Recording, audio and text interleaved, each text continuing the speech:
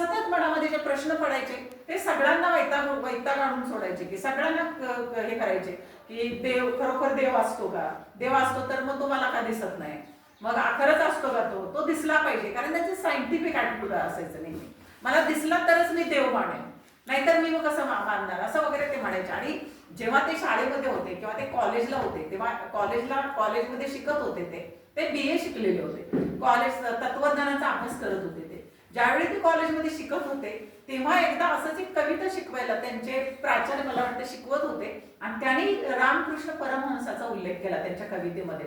जर तुम्हाला एक ज्ञानी फकीर बघायचा असेल तर तुम्ही त्यांनी वर्णन केलं की अशा मठामध्ये तुम्ही जा आणि तुम्ही त्यांना भेटा, तो तुम्हाला तिथं भेटेल. खरं म्हणजे रामकृष्ण परमहंस हे पण शिकलेले नव्हते, फक्त त्यांचा अभ्यास होता, ते ध्यानधारणा करायचे. आणि तेव्हा ते ऐकलेलं शोधत शोधत विवेकानंद तिथं गेले, कारण त्यांच्या प्रश्नांची उत्तरे त्यांना मिळालीच नव्हती बऱ्याच वेळेला. ते त्यांनाही जाऊन त्यांनी पिडलं की देव खरोखर तुम्हाला दिसतो का, देव असतो का, असतो तर मग तो तुम्हाला कधी दिसलाय का, त्यांनी विचारलं. ते म्हणाले हो मला दिसतो. मग तुम्हाला कुठे दिसतो, मला आता दिसतोय. ते म्हणाले तुला दिसत नाही का. अशा पद्धतीचं त्यांचं ते संभाषण व्हायचं. आणि असा एक प्रसंग घडला की ते म्हणजे मग मला दाखवा देव. तर जे काय ते वर्णन केलेलं आहे वगैरे त्या गोष्टी वेगळ्या आहेत, पण त्यांना तेव्हा लक्षात आलं. म्हणजे मला असं वाटतं सर की बऱ्याच वेळेला तो कधी माणसांना दिसतो माहितीये की ज्या वेळेला आपण एखाद्या आता जीवन मरणाचा प्रश्न निर्माण होतो.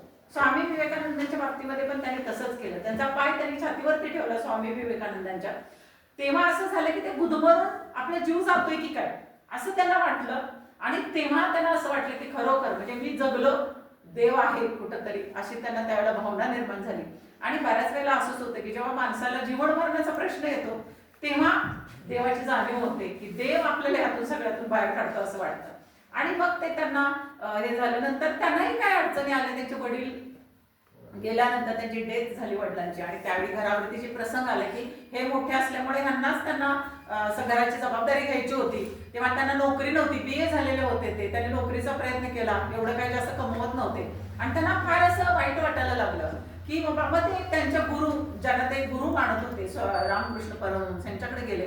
त्यांना म्हणाले तुम्ही देवांचं तुम्ही एवढं हे करता, पूजा करता, देवाच्या एवढं जवळ असता, तर त्याला सांगा मला माझी अडचणी ज्या काय आहे ते सोडवायला, असं त्यांनी सांगितलं. ते म्हणाले की मी तर कधी देवाला काही मागितलेलं नाही, पण तुला मागायचं असेल तर तुझं आणि तुझं तू माग म्हणून. मग ज्यावेळी ते देवाच्या समोर गेले त्यावेळी मात्र त्यांना धाडस नाही झालं की देवाकडे काहीतरी मागावं. त्यांनी पण असं 2-3 वेळा त्यांना जबरदस्तीने पाठवलं, पण त्यांनी काय मागितलं नाही. त्यांनी सगळ्या जगाच्या शांतीसाठी, जगाला चांगलं काहीतरी मिळावं अशी धारणा देवाच्या समोर केली. आणि त्यानंतर त्यांना खरं ज्ञान हळूहळू कळायला लागलं की नेमकं आपलं आयुष्य कशासाठी आहे, किंवा नेमकं देव म्हणजे काय, किंवा आपण काय करायला पाहिजे, कशासाठी जगायला पाहिजे, तरुणांनी काय करायला पाहिजे, ह्याचं एवढं तत्वज्ञानाचं त्यांना ज्ञान झालं. आणि ते खूप सगळा देश फिरले, सगळा अगदी कन्याकुमारीला शेवटी ते गेले. कन्याकुमारीच्या इथं सुद्धा परवा सरांनी फोटो टाकलेला होता की जिथे बसून त्यांनी तिथं अभ्यास केला, ध्यानधारणा केली. म्हणजे ते खूप ग्रंथांचा अभ्यास करायचे, तत्वज्ञानाचा अभ्यास त्यांचा खूप मोठा होता.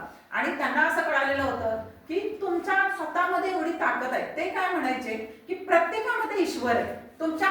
तुम्ही विचार करा की तुमच्या जर आतमध्ये देव आहे, आपण देवाला किती मोठी ताकद हे करतो, आपण देवाला किती मोठे श्रेष्ठ समजतो, देवाची ताकद किती मोठी आहे असं आपण मानतो, ती सगळी ताकद तुमच्यामध्ये, कारण तुमच्या प्रत्येकामध्ये तो देव आहे. आणि म्हणून तुम्ही तुमची ताकद, तुमची जी एनर्जी आहे ती तुम्ही समजून घ्या, त्याची ताकद काय आहे त्याचा तुम्हाला अंदाज येऊ द्या. आणि मग तुम्ही एवढं काम करा, एवढं करा की जे करायचं आहे ना की तुमची ताकद ओळखून करा, की तुम्हाला जगामध्ये काही मिळवणं अशक्य होणार नाही, असं ते लोकांना सांगायचे. ज्यावेळी ते 30 वर्षाचे होते, ज्यावेळी जवळजवळ भारतभरासाठी ते फिरले होते, अगदी ते मला वाटते मुंबईला गेले होते. मुंबईहून जेव्हा ते पुण्याला निघाले होते त्यावेळी रेल्वेमध्ये ते रवींद्रनाथ नाही हे टिळकांना भेटले होते. ते टिळकांचं दोघांचं संभाषण झालं होतं. टिळक तेव्हा त्यांना असं म्हणाले होते की तुम्ही पुण्यामध्येच राहा, तुमची पुण्याला खूप गरज आहे तुमच्यासारख्या एखाद्या तत्वज्ञानी माणसाची. परंतु ते एका ठिकाणी राहणारे विवेकानंद नव्हते. पुण्यातून परत ते महाबळेश्वरला गेले, महाबळेश्वर मधून परत ते कोल्हापूरला पण आले होते. असं पूर्ण सगळं फिरत फिरत ते अगदी कन्याकुमारी पर्यंत गेले.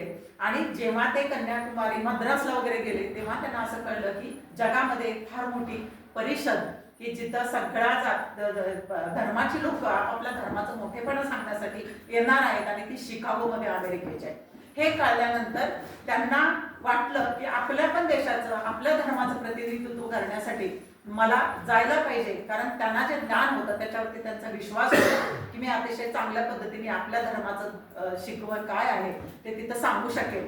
पण जाण्याचं काय, त्यांच्याकडे ते फकीर माणूस ते सगळीकडे जेव्हा भारतामध्ये फिरायचे तेव्हा कधी कधी राजांच्याकडे पण राहायचे, कधी कधी झोपडीत पण राहायचे, गोरगरिबांकडे पण ते राहत होते, कारण त्यांना त्यांचा देश जाणून घ्यायचा होता.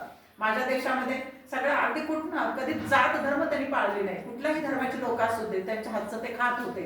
आणि अशा पद्धतीने फिरत असताना ते मात्र त्यांच्याकडे पैसे वगैरे काही नव्हते. मग एका राजाने त्यांना थोडे पैसे डोनेट केले की जाण्याची वगैरे सोय केली, तिकीट काढलं, त्यांचं अमेरिकेला पाठवलं. पण त्यांचे जे प्रोसिजर्स काय असतात ते त्यांना माहित नव्हतं. तिथं गेले, ऍक्च्युली जेव्हा धर्म परिषद होते त्याच्या अगोदर 1.5 ते 2 महिने ते गेलेले होते, पण एवढं त्यांना राहण्याची सोय नव्हती, पुरेसे पैसे नव्हते. ते अशा पद्धतीने एका ठिकाणी राहिले की तिथं त्यांनी सांगितलं की फक्त तुम्हाला सामान ठेवण्याची सोय होईल, पण आमच्याकडे जेवणाची वगैरे सोय नाही. अक्षरशः पहिले तर 8 दिवस तर त्यांनी काहीही खाल्लं नव्हतं, कारण की त्यांच्याकडे म्हणजे जेवणाची सोयच नव्हती काय.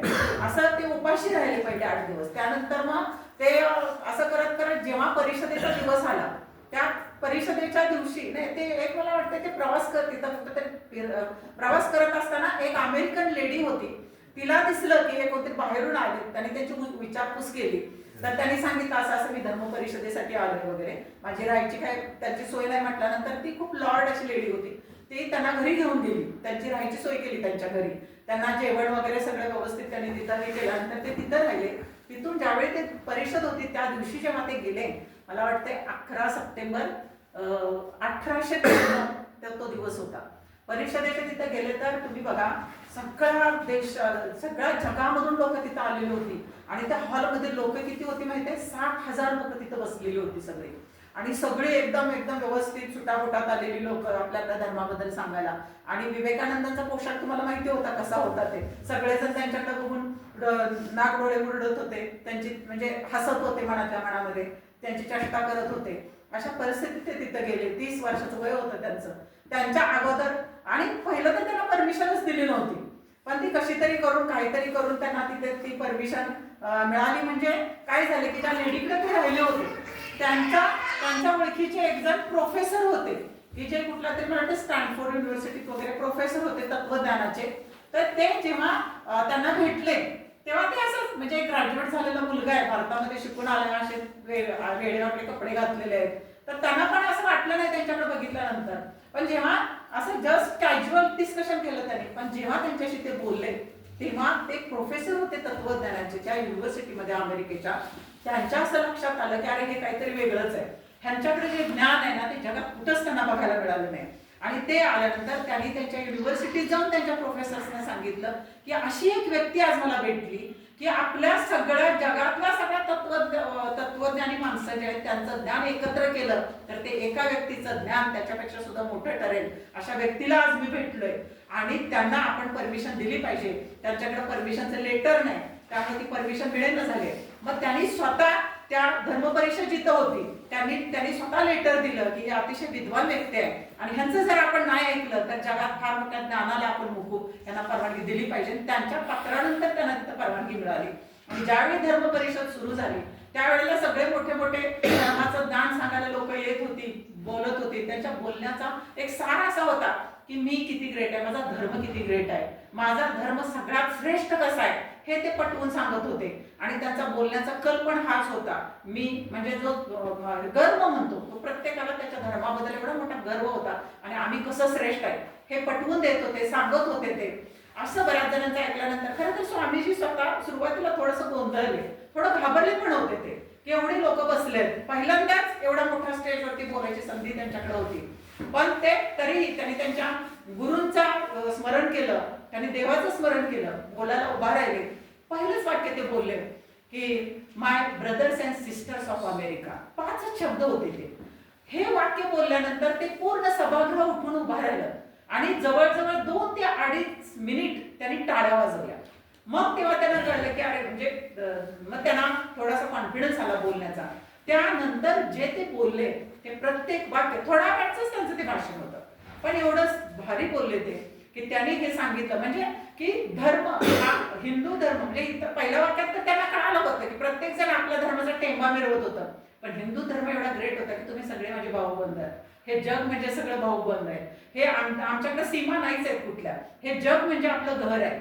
आणि वसुधैव कुटुंबकम ही जी संकल्पना आहे म्हणजे पृथ्वीच्या ह्याच्यावर पृष्ठभागावरती असलेले सगळं हे आपले कुटुंब आहे आणि आपण सगळे बहीण भाऊ आहोत, ही जी संकल्पना आहे अशा पद्धतीचं ज्ञान त्यांनी त्या धर्म परिषदेमध्ये दिलं. त्यानंतर लक्षात घ्या ती 17 दिवसाची धर्म परिषद होती, त्यात 12 भाषणं स्वामी विवेकानंदांची झाली की ज्यांना बोलायला परवानगी दिली गेली नव्हती. त्यामधले एक भाषण सर त्यांनी ह्यांच्यावरती केलं होतं,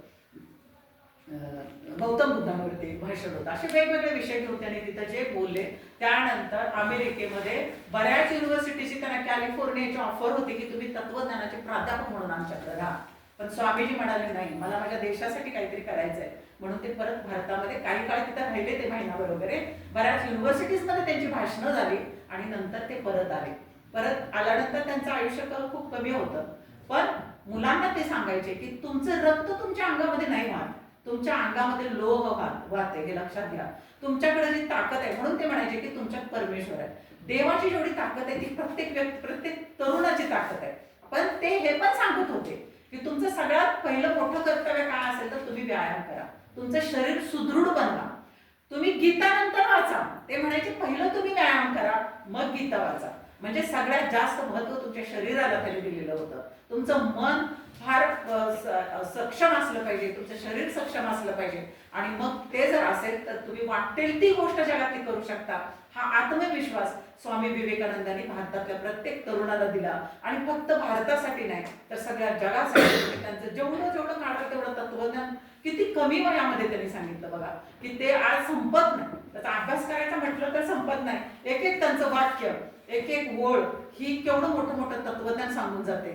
तर ह्या सगळ्या अशा ग्रेट भारतामध्ये आपण जन्माला आलो की जिथं त्याला सीमाच नाही, ज्ञानाला सीमा नाही, अशा ग्रेट महाराष्ट्रामध्ये आपण जन्माला आलो की तिथं राजमाता जिजाऊ सारखी एक महिला जिथं जन्माला आली.